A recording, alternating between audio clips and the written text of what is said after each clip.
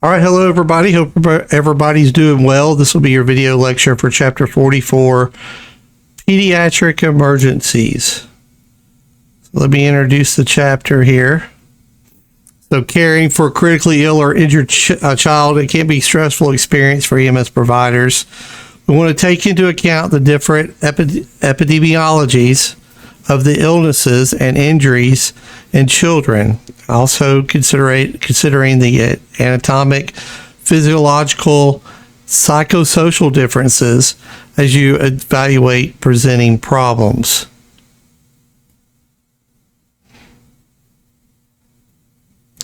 Let's look over the pediatric development review. Infants 1 month of age to 1 year of age. Their body systems are immature. The liver large for the size of the abdomen and it's not well protected. The abdominal wall is thin. The ribs are pliable. They transmit energy forces to the organs. Kidneys do not efficiently concentrate urine, so there's an increased risk of dehydration. And bones are softer and they're less well formed.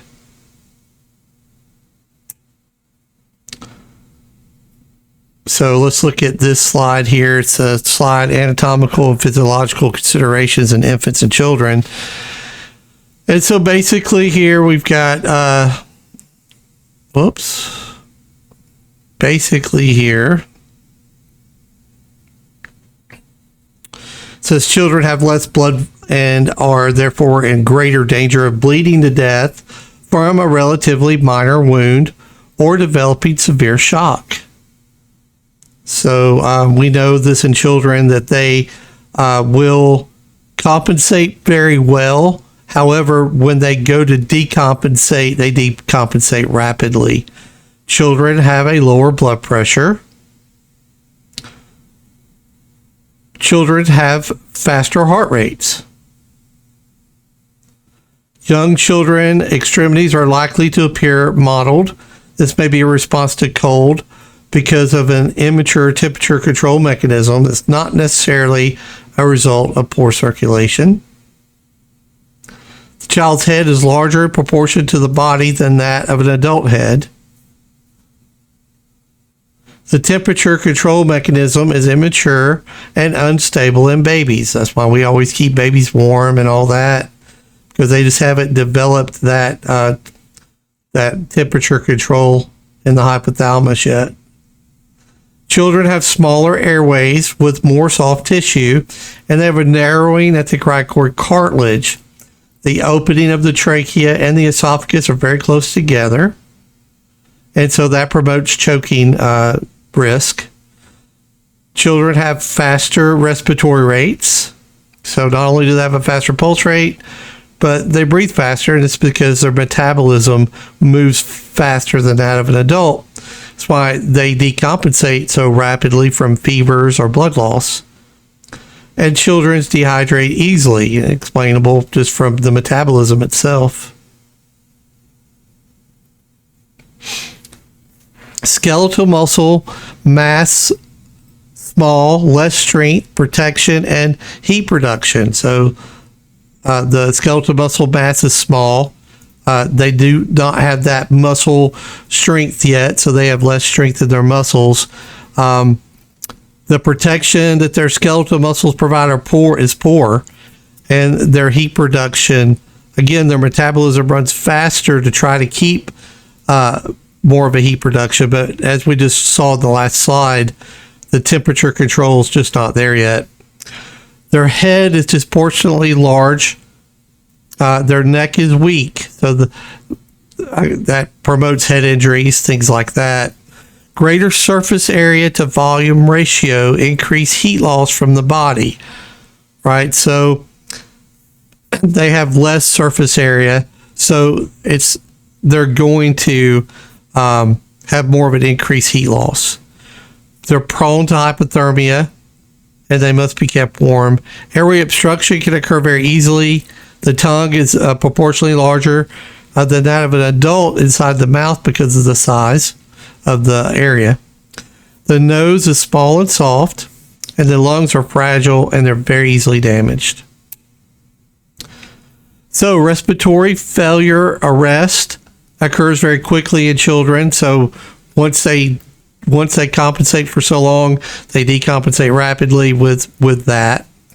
Water vapor loss with every breath leads to dehydration. Poor feeding, vomiting, diarrhea, fever can result in significant dehydration, and it can lead to death. So therefore, we are concerned about that 2-year-old that has a temp of 103 that's not drinking, that may be vomiting and has diarrhea. From a simple virus, these children can die just based on dehydration alone. And so we need to take that very seriously, even to the point to where a lot of hospitals, especially CHOA, once they receive a patient that they identify as being dehydrated, they're going to be in that ER for 23 hours. They're not going to turn that kid loose until that kid is rehydrated. Immune system's immature and less able to fight infection. So, right. And so there's a period of time where that child uses the mother's immune system and that they adopted from that parent. But it's not till they start becoming in contact in the preschool age, where they come in contact with certain viruses and things like that, that the body learns how to resist from that. Fevers in infants, always a concern. Just as I just mentioned earlier, the reasons why that is. And crying is the only way of communicating, which makes up a good point here. Crying is the only way that they can communicate. So it's super important that we ask that parent, hey, is this cry different than normal? Because a lot of times that they will cry differently with pain than they would if they were just wet or hungry.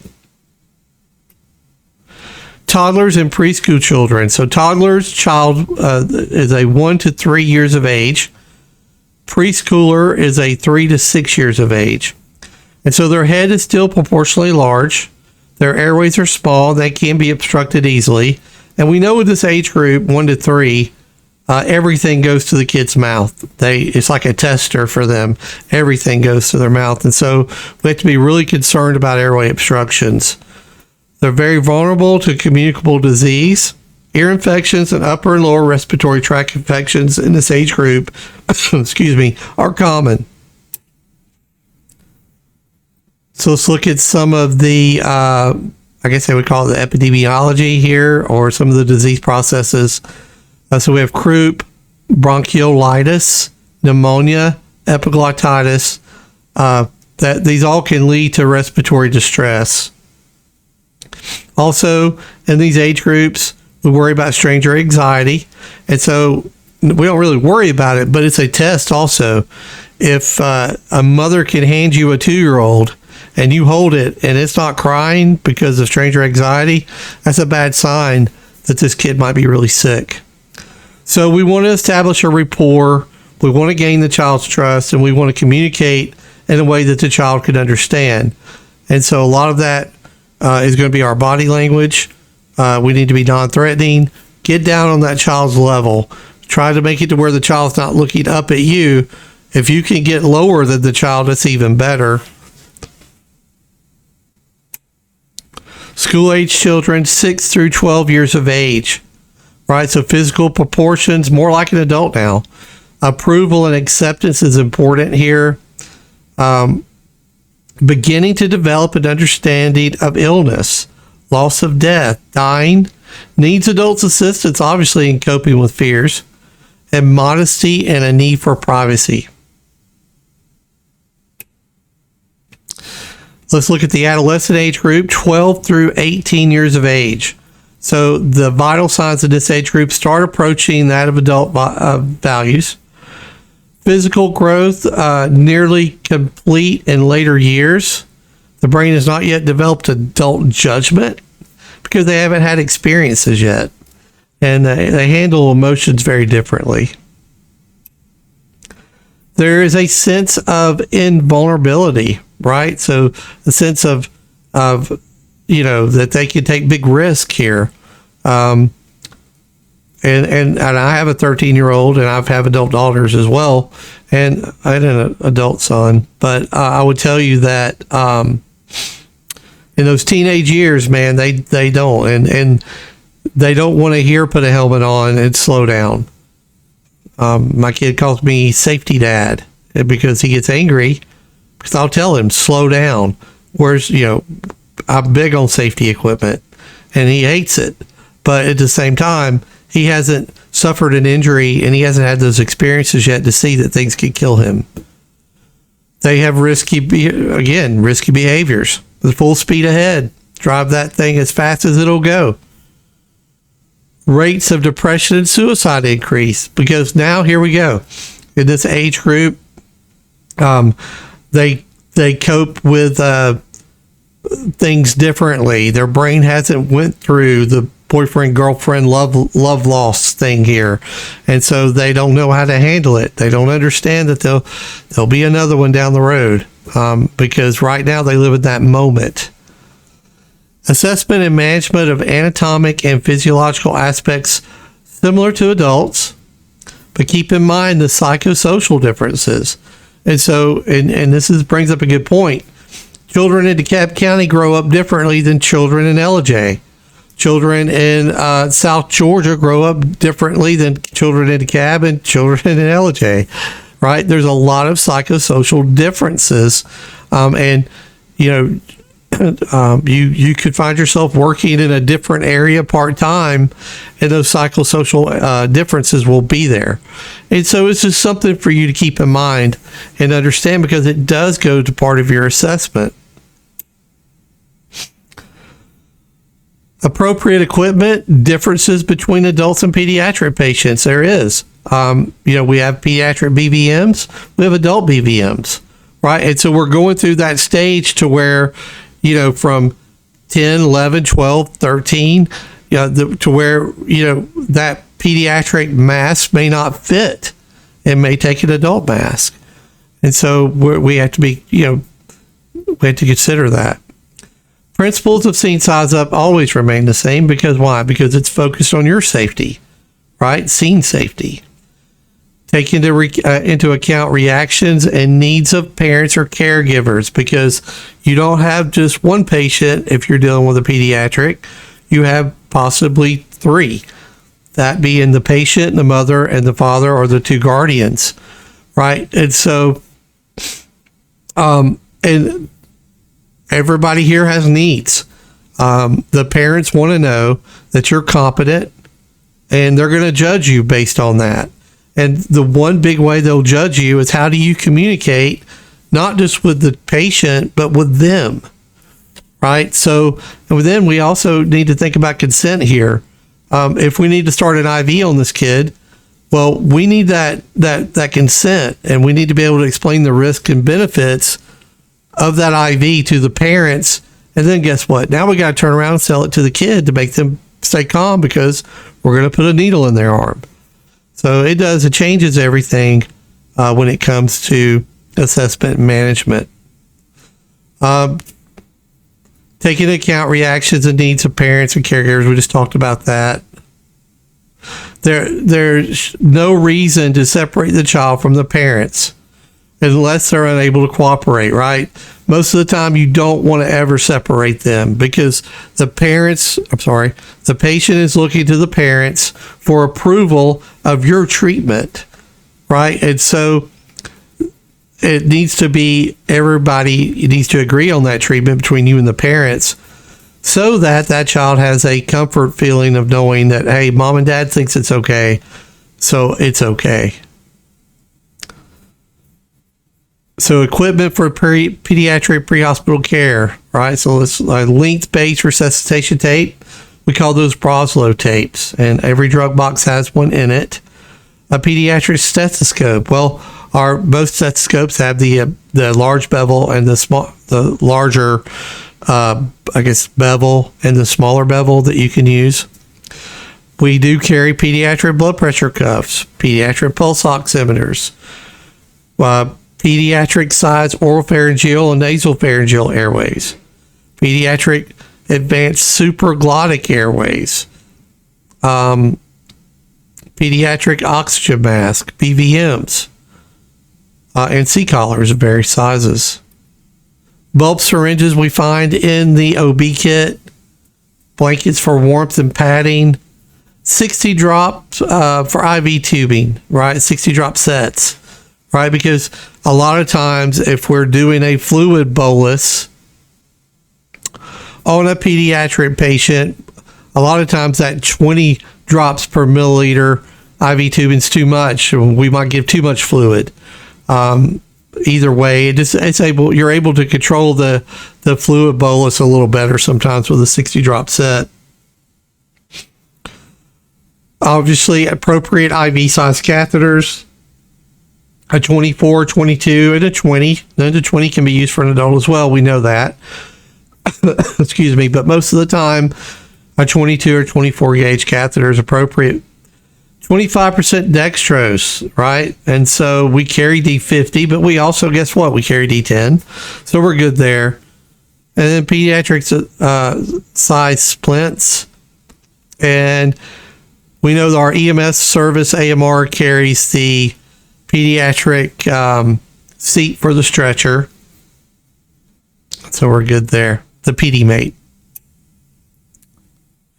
So let's talk about seeing size up. So we always have to be aware of the potential for abuse or neglect that might require law enforcement. When child abuse or neglect or sudden infant death syndrome is suspect, there are observations that you must make and we document. General impressions facilitated by the use of the pediatric triangle. We'll talk about that here shortly.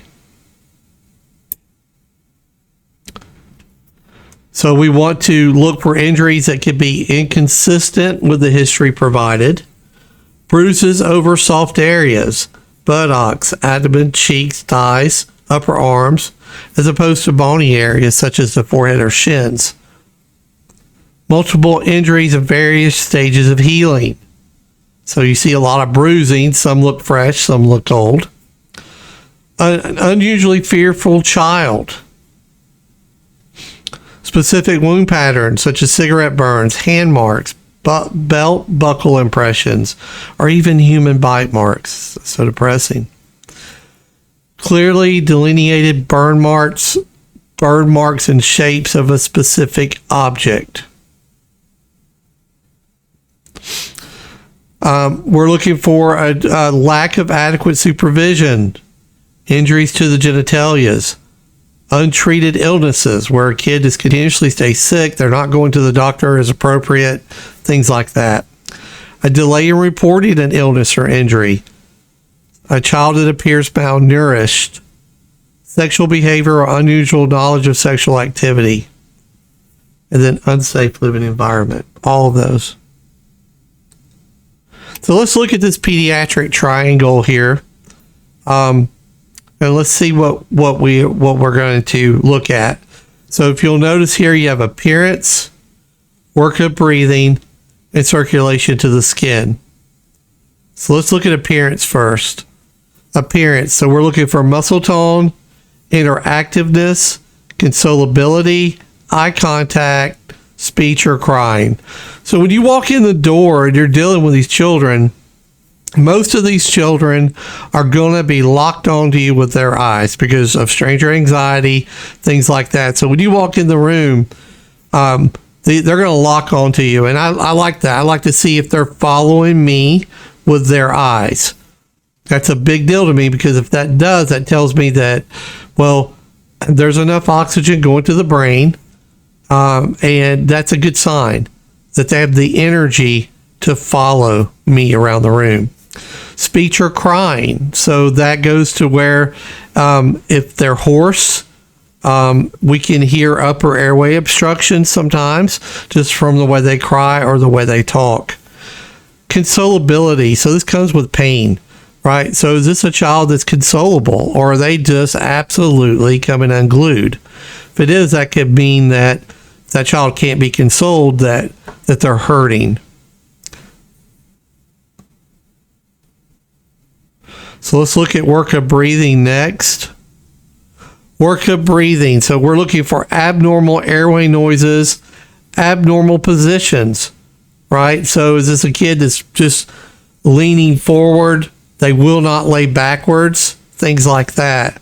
We're looking for retractions, accessory muscle use at this time. So a lot of times before I even touch the child, I'm still standing a few feet away. I'll ask the parents to raise the patient's shirt so that I can observe for these retractions. And we can all see nasal flaring in this case, and that would let us know children are mostly nose breathers, and then it will let us know, well, they're working pretty hard to breathe here because I see a lot of nasal flaring. And then circulation to the skin. So we're looking at the skin color.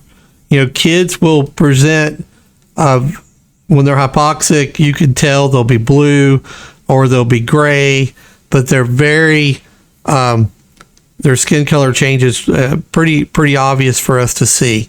So you notice that this pediatric triangle is set up to where I haven't even touched the patient yet, but yet I could do an assessment, and we call that an across the room assessment of this child, and we can determine just by the pediatric triangle sick or not sick.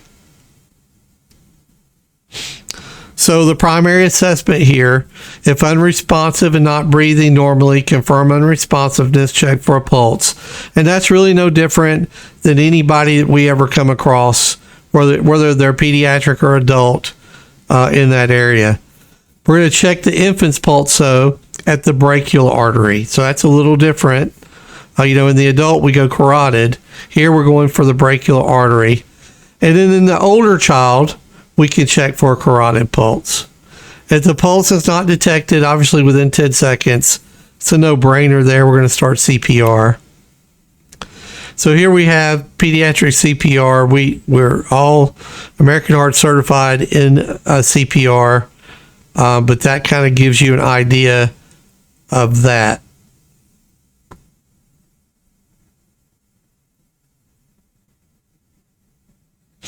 So let's talk about common causes of cardiac arrest in the pediatric patient is hypoxia.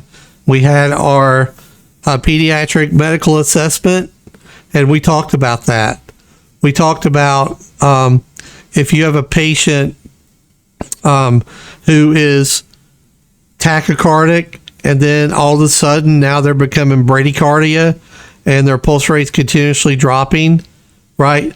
We need to oxygenate that child. We need to BVM and really work on that airway. Chances are really good that they're hypoxic.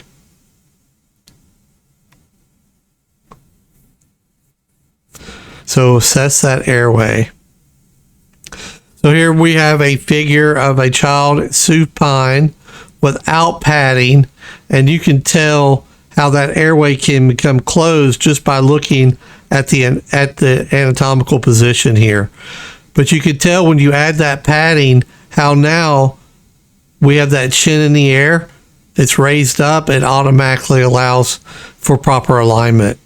And so we had to, and children, remember, their trachea is much more pliable than that of an adult trachea, because those rings in the trachea are cartilage, those cartilage rings, and that cartilage hasn't really got there yet.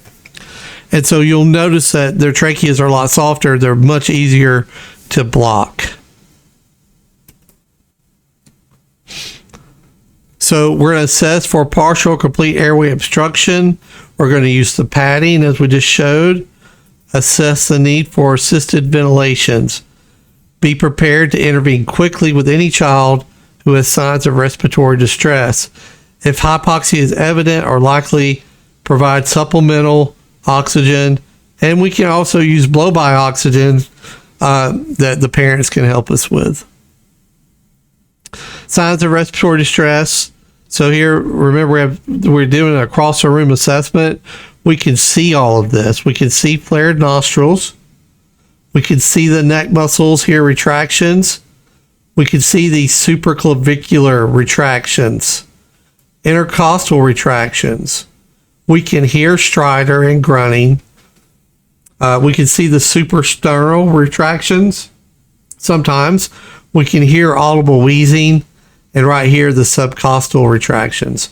All of that we can see in an across the room assessment. Here we got a child here, obviously probably scared, but in mom's lap. Mom's holding that oxygen by blow-by, and that child's probably very cooperative with that, as opposed to him trying to hold it in front of the child's face. The child will be probably very scared. So let's incorporate some of our treatment here by the parents or guardians. So let's look at signs of shock, hypoperfusion in an infant and child. So absent of tears, an impaired mental status or unresponsiveness. We'll have weakness or absent peripheral pulses. Kids are very, you could, CRTs are so much more accurate in children than adults. We can check that there. Pale, cool, clammy skin. And we can see how many diapers has this child been going through, because the parents should know that by now they've changed 4 or 5 diapers, and they're still on their first one. That'll let us know that, you know, they're not urinating because they're super dehydrated. Children's blood volume is small. Shock can occur with little volume or less. So you got to remember that, right? You have a decreased size in this patient. They don't require as much blood volume. Therefore, if you have blood volume on the ground, you need to respect that. We need to control hemorrhage. High index of suspicion for internal bleeding based on MOI. And we want to keep the patient with blood loss warm, just like the adult.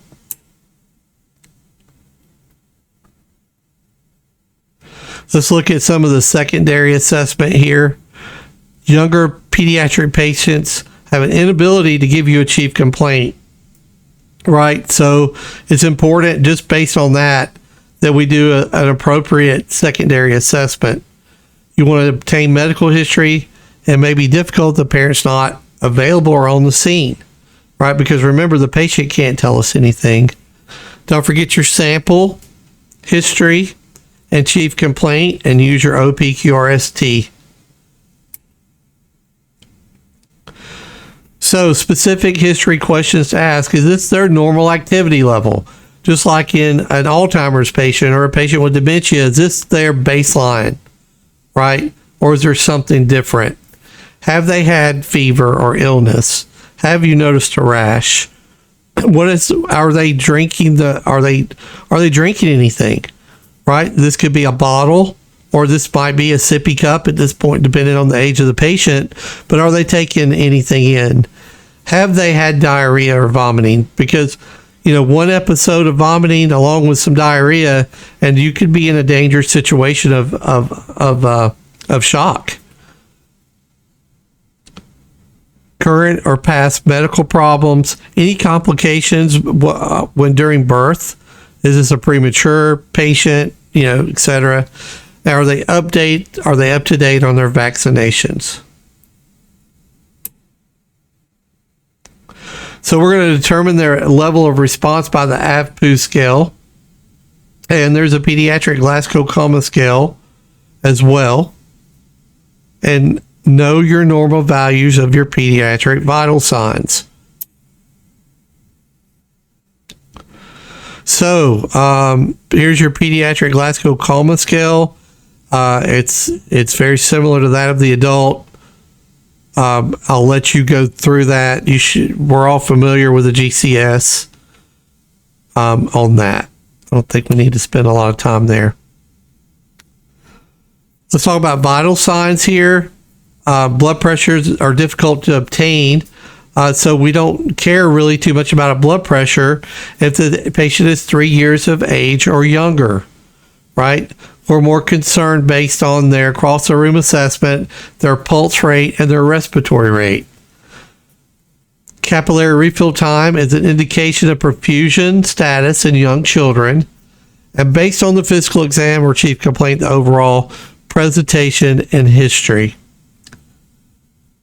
Now, this is a good chart right here. I think I gave you guys a chart. If not, I'll send it out that lists vital signs from newborn all the way to adult. But you have to know what's normal to know what's abnormal. Super important. You'll be tested on it. So understand that. Understand your respiratory rates, your heart rate, systolic blood pressures, and your temperatures based on these age groups.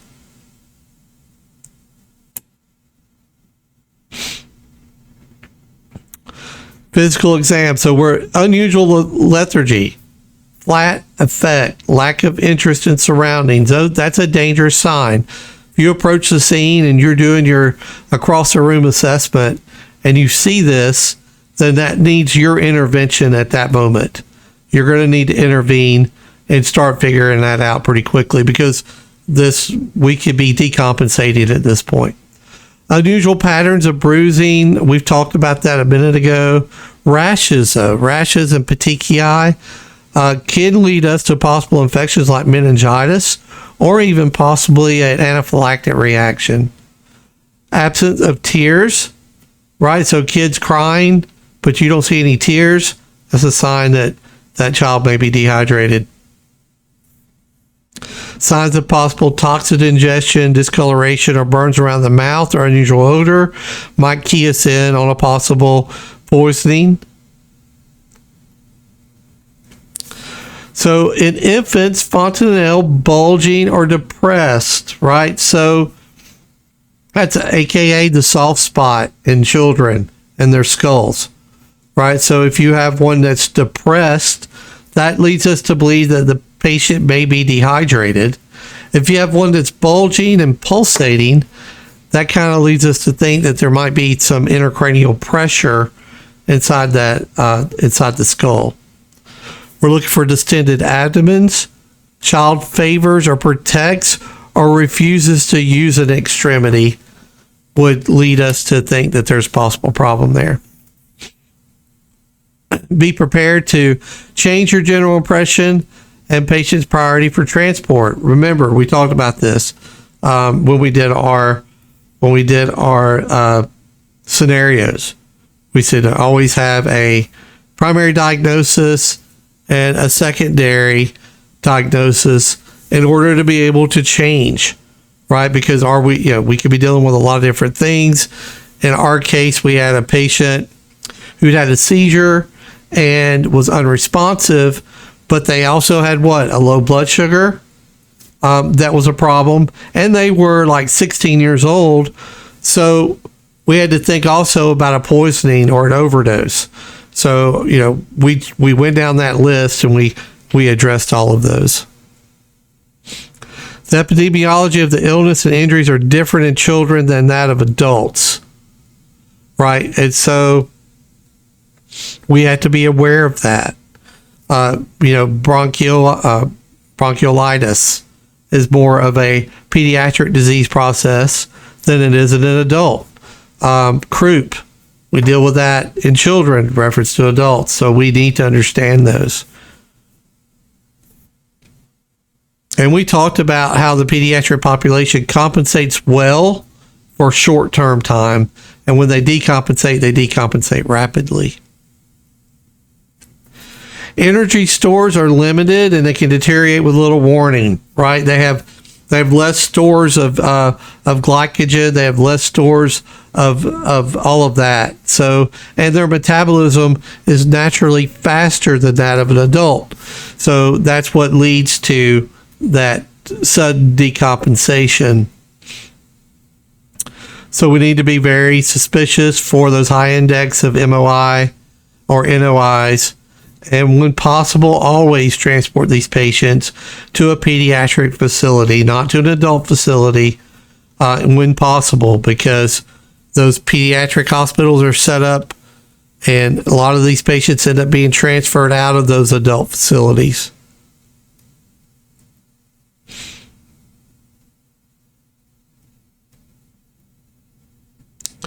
So here we have a pediatric valve mask ventilation. It just kind of goes through ventilations per minute between the age groups of neonate, infant, and child 1 to 8.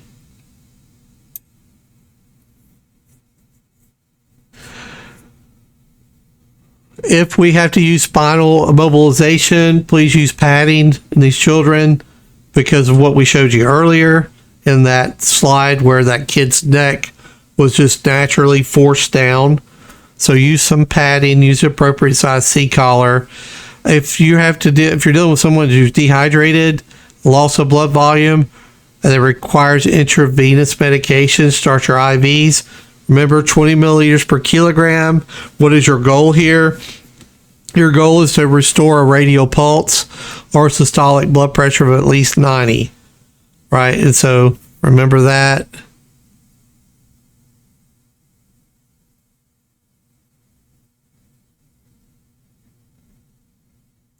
Your reassessment needs to be more frequent, right? So think about it. They decompensate very quickly. So I'd recommend 5 minutes. We do 5 to 15, 5 for the critical, 15 for the non-critical. I would recommend a shorter period of reassessment so you can look for those trends. Some respiratory emergencies. So we have asthma, infectious respiratory illnesses. We have cystic fibrosis and anaphylaxis. All of these require us to respond pretty immediately to treat these patients so that they don't progress. Cystic fibrosis, you have an increase of mucus in those bronchioles. These children normally don't live to their mid-20s. And so pediatric patients can deteriorate rapidly from respiratory distress, and they can go into failure quickly. So be aggressive on your asthma patients. Get that albuterol and Atrovent going quickly. Quickly identify problems, take measures to restore ventilation and oxygenation. Again, grunting, stridor, all of those are sounds we're looking to hear. We're looking for what we talked about already, nasal flaring or retractions. And then here is where it says, as hypoxia develops, the pediatric patient will exhibit bradycardia, right? And we talked about that also in our scenario. So remember that. If you got a kid who's, 128 beats per minute, and you start noticing that slide downward, be more aggressive with your ventilations.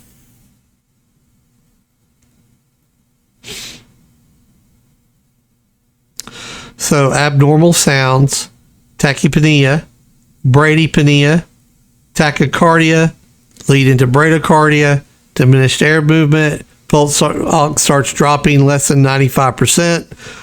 All of those are signs that you need to start being more aggressive.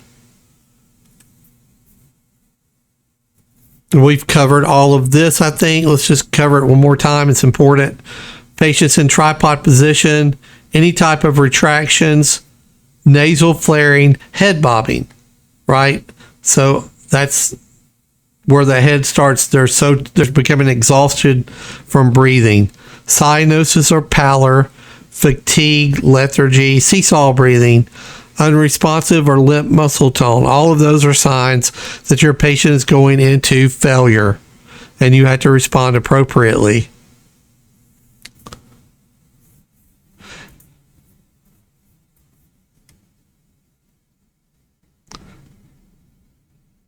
All right, so asthma in the pediatric asthma patient, they have that dry cough, indicates inflammation of those lower airways. So intravenous fluids are beneficial with asthma to reverse or prevent dehydration. If your patient is normal intensive or the pediatric triangle looks good, there's really no need on an asthma patient to start that line unless this has been going on for several days and you're dealing with a kid that's sick and dehydrated. We're going to use nebulized beta 2 agonists, which we know what that is. That's albuterol. And if status asthmaticus, consider, it says sub-Q or IM epi. Don't believe that's in our scope of practice yet. However, we can nebulize epi if you're dealing with a croup. So that's something that you could consider.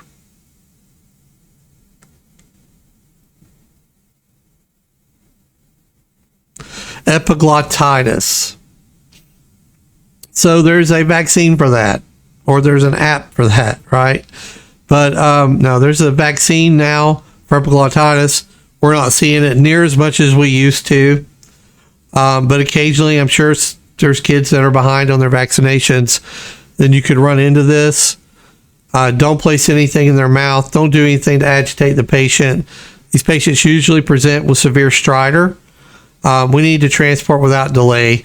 These patients probably going to need to be intubated, and we want to do that inside the hospital where plenty of lights, plenty of equipment, an anesthesiologist to be there in case the airway is so narrow that we can't get the tube in. So here we have the croup, right? And so it's a viral infection of the lower airway. It worsens at night, has that classic seal bark. Humidified oxygen is preferred. We don't carry it, but it's preferred, especially inside the hospital. And we don't want, so a lot of times that croup can cause swelling of the airway. That's where that seal cough comes from. Pertussis or whooping cough. It sometimes is fatal. It causes these coughing fits. It lasts for 10 or more weeks. The patient will gasp for air following the coughing fits, and that's where that whooping sound comes from. There is a vaccine. It's not recommended until 2 months of age, but we don't see it as much because of the vaccine. Bronchiolitis. So this is an acute viral lower airway disease. Children 2 months to 2 years of age. Airway constriction, expiratory wheezing. They're going to be tachypnea, signs of respiratory distress. The RSV is a common cause of this. Assess significant dehydrations. Consider fluid replacement if you're dealing with a patient who's if they're dehydrated. Problem here with bronchiolitis is that it affects those very, very small bronchioles. And the smaller your bronchioles get, the less smooth muscle you have, and the less albuterol and atrovent, or specifically albuterol here, will help. And so that's the problem there. Pneumonia. So except in newborns, cough and fever are common. Early signs of pediatric pneumonia can be tachypnea, respiratory distress, lethargy, irritability, vomiting. Fever should be a part of this somewhere. Assist ventilations, if they're in pneumonia, doesn't typically lead to respiratory failure unless it hasn't been treated. CPAP, if it's not, I don't think it's even covered in our protocol. So most of the time, these kids just need supportive care, though. They're not usually critical with pneumonia. Upper respiratory infections. These are just, we throw this in a big old bucket when we don't really know exactly what it is, but we feel like that they have an upper respiratory infection. Maybe they have a white blood cell count that's high. And so this can be something that started viral that turned into an infection, often accompanied by low-grade fever. These can lead to ear infections. In the infant, nasal secretions can significantly obstruct breathing. Here we have anaphylaxis. Anaphylaxis, respiratory emergency with signs of upper and lower airway obstruction. Determine if the child has an epi auto injector. If not, you guys load them up on some epi, make that day better. Remember, anaphylaxis, it's a compartmental problem, right? We have a problem with major vessel dilation and smooth muscle constriction. And that's why epi is such a wonderful drug here, because it's going to cause smooth muscle dilation and vasoconstriction. Cystic fibrosis. This is a type of disease process that is inherited, where we have a lot of thick mucus that develops in the bronchioles, and these secretions get so thick over time that we just can't sustain life anymore, really. And these kids die in their early 20s usually from cystic fibrosis. It's a terrible disease.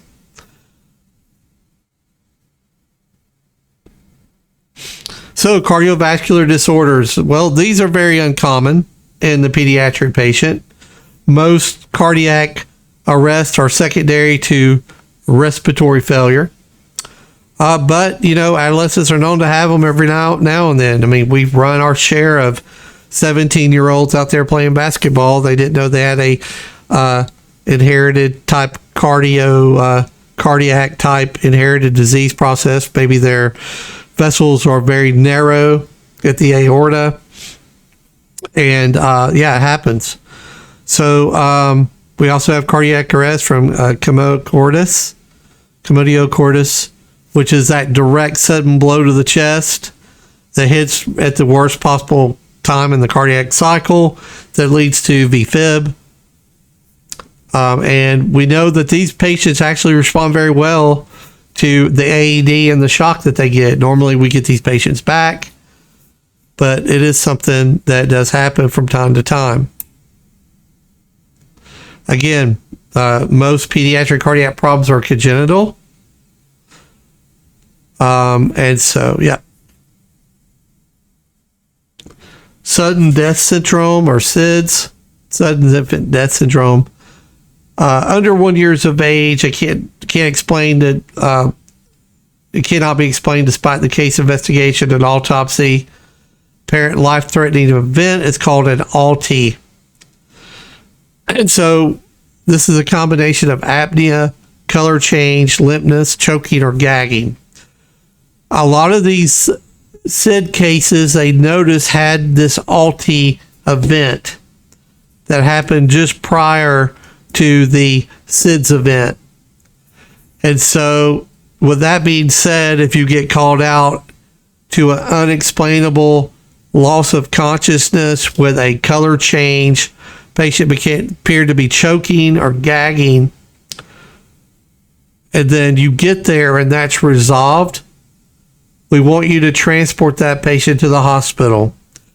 And then they'll put them on an apnea monitor and monitor them for 24 to 48 hours to make sure that this is not leading to a SIDS case. Super important on that.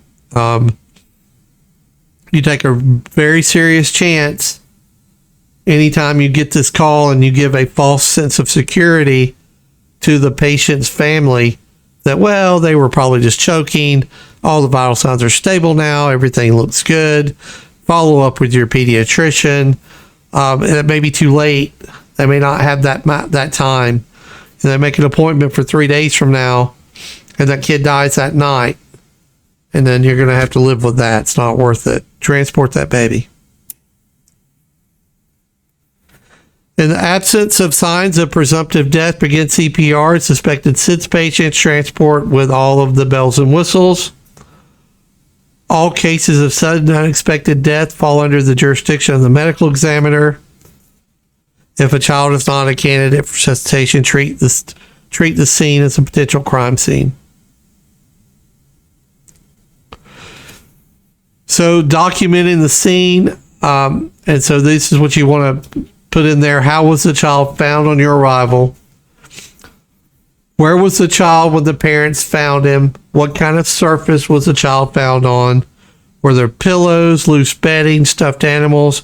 Was there anything that could have caused a choking hazard inside that crib? And what clothing was the child wearing? Could it have had possible choking hazard?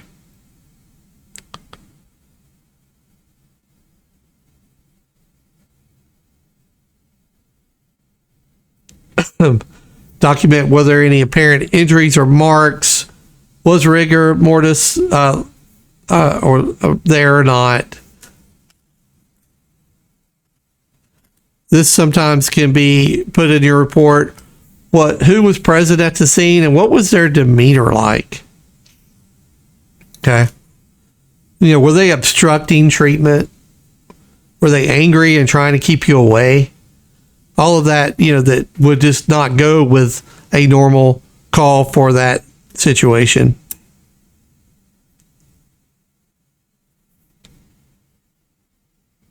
So if in cases of pediatric resuscitation, please allow the parents to be in attendance if possible. I had the saddest call one time, and I'll never forget it, where I had a patient that I worked at a large EMS provider service, and I ran a pediatric arrest at a babysitter's house. And we did everything we could for the patient. The patient died. But the patient ended up being a family member of someone who worked for that service. And that parent just wasn't going to be satisfied until she talked to me. And she wanted to make sure that everything was done. And so I met the parent at the hospital. This was long after the call was over. And I went back there to the hospital and met with the parent. And assured the parent that everything had been done that was possibly able to be done. And so I hope she found some peace in that. But they need to be there if possible to see that everything's being done. Even though they don't understand what you're doing, they understand your level of professionalism and they understand what they assume a cardiac arrest should be run like, and they need that closure.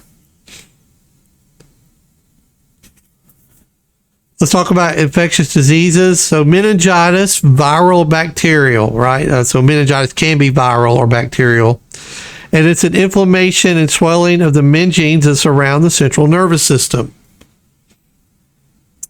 Viral meningitis is less severe. But bacterial meningitis can be fatal. Both of these carry a fever. Usually the bacterial meningitis is a much higher fever. Headache, photophobia, so that light makes their head hurt so much worse. And a lot of times they'll complain of a stiff neck. Bacterial meningitis can lead to seizures or even altered mental status.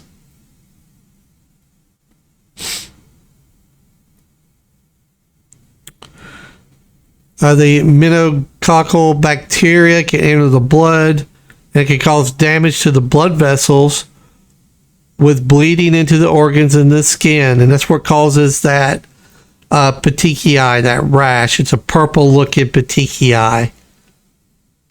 Fever and chills, vomiting, diarrhea, joint. This is the nervous system part kicking in. Having joint, muscle, abdominal pain. Tachypnea, cold hands and feet, and this can be fatal.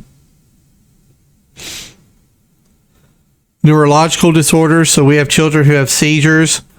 Most of these seizures in children come from that febrile seizure. And it's a kind of debate whether it's the fever and how high it gets, which I don't believe that part. I think it's the sudden, rapid fever that happens, like you go from 98.2 to 103 in about 5 minutes. I believe that's what actually brings on the seizure. But we do have epilepsy that causes seizures, certain toxins, drugs, metabolic disturbances such as low blood sugar can cause seizures, trauma, intracerebral hemorrhage, and even tumors, all of that. Febrile seizures, here it says this related to the rate of the fever increase. Short duration with limited postictal time. So we don't want to bundle that febrile patient up with blankets, do we? We want to make sure that we cover them with a sheet, but allow that heat to get out of there. Hydrocephalus is an imbalance between formation and outflow of absorption of cerebral spinal fluid. So large head with bulging fontanelles and separation of cranial sutures. So once those fontanelles are closed, we have an increase in cranial pressure that can lead to headaches, changes of vision, cognitive difficulties, decreased responsiveness, and even respiratory arrest. And so what they do is they put in a shunt. And that shunt allows the absorption of that cerebral spinal fluid. Diabetes. So, childhood diabetes. These are usually type 1 diabetics, insulin-dependent diabetes. But they say type 2 is increasing. Death from complications of undiagnosed diabetes. So DKA. This is when, your blood sugar's through the roof, and then the patient becomes acidotic, specifically with ketoacidosis. This can lead to cerebral edema, and we have to also think about the patients who are already 13, 14, 15 that are insulin dependent that may come up hypoglycemic. So we've kind of covered this in AEMT. We'll cover it again. Signs and symptoms and altered mental status, right? So usually your low blood sugar is your patients who have the severe altered mental status, and the ones that are hyperglycemic normally are not quite as challenged with mental status. We have severe persistent diaper rash, lethargy. That diaper rash comes from, the lot of urination, right? They just can't stay dry down there. Lethargy and malaise, weight loss, thirst, and frequent urination. So you're looking for basically what? Well, that hyperglycemic patient is going to be severely dehydrated. They sometimes will have that ketone odor. They'll present in those late stages with Kussmaul respirations, vomiting, decreased LOC. The hypoglycemic patient, they usually have a sudden onset of severe altered mental status.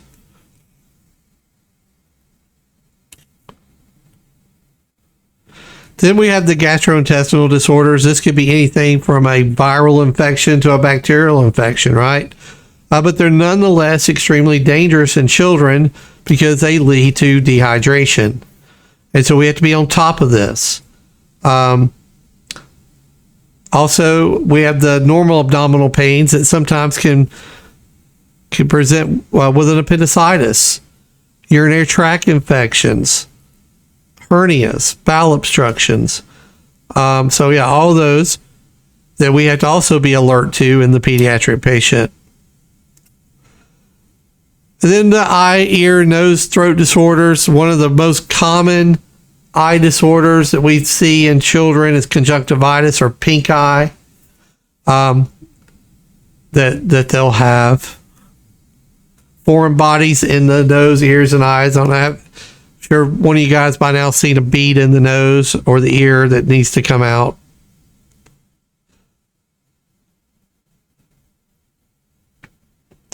Behavioral emergencies. Again, a lot of times these patients who are psychotic that will start in their early teens. And we can see that we're called to some of these calls from time to time for mood disorders, addiction, anxiety, and all that. So we have to be alert for those. Toxicology type emergencies. Yep. I mean, you got teenagers out there who are drinking for the first time at the age of 16, 18, right? And they get so intoxicated that's a problem. And so they call us and we get there and what? Well, don't ever say it. Don't ever say it that they're just drunk. Because being just drunk and a teenager can kill them, right? Because you can be so intoxicated that you can't manage your airway, they vomit and they die. And so we have to be, we have to take them to the hospital. We have to do it. They need to be monitored for a few hours inside the ER to make sure that they're not going to, that they're not going to become an airway problem. They're not going to aspirate. A lot of times, too, we get children that are experimenting with marijuana. We get children experimenting with drugs, right? So that's things that we have to be aware of. And the only thing I will tell you is this, if you feel like that patient has a mental status that's severe enough to where there could be an airway problem, don't own that one. Transport them. Recommend transport.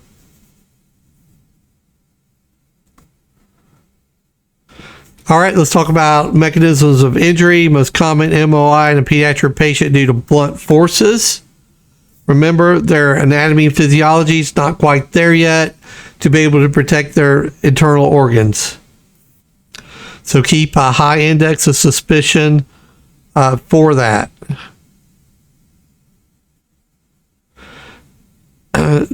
Looking for a GCS of less than 14, a systolic less than 90, a respiratory rate less than 10 or greater than 29, less than 20 in a 1-year-old.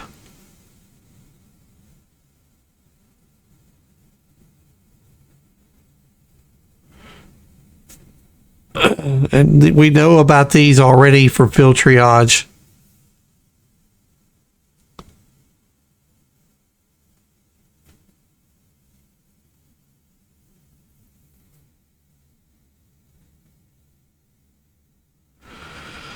Just kind of going through here, I think. So let's talk about your fluid bolus. You have a patient that you suspect is going into shock or they're suffering from hypoperfusion. Remember that 20 milliliters per kilogram. Give your fluid bolus, and we're monitoring for the radial pulse to return, right? Burns, children have thin skin that can be burned at a much lower temperature, short duration of exposure to heat than adults. 1 in 5 burns in children as a result of child abuse. Something to consider there. So here's your rule of 9s. So we have 18 for the chest and abdomen, 18 for the back, 4.5, 4.5, 4.5 for the front of the anterior side, 4.5 for the posterior side, 7 and 7 for the anterior, 7 and 7 for the posterior. Then you have the infant.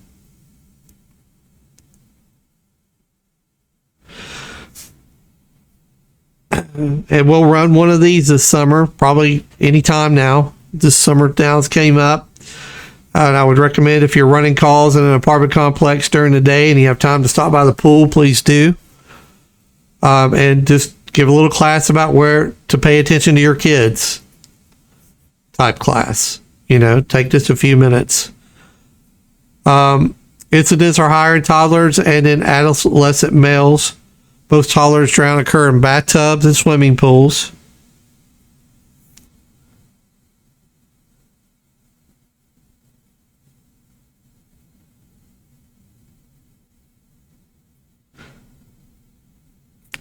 And we've talked enough about child abuse. We just talked about what to document. That's it. All right, guys. Enjoyed it. I know this one's kind of long, but this is a long chapter.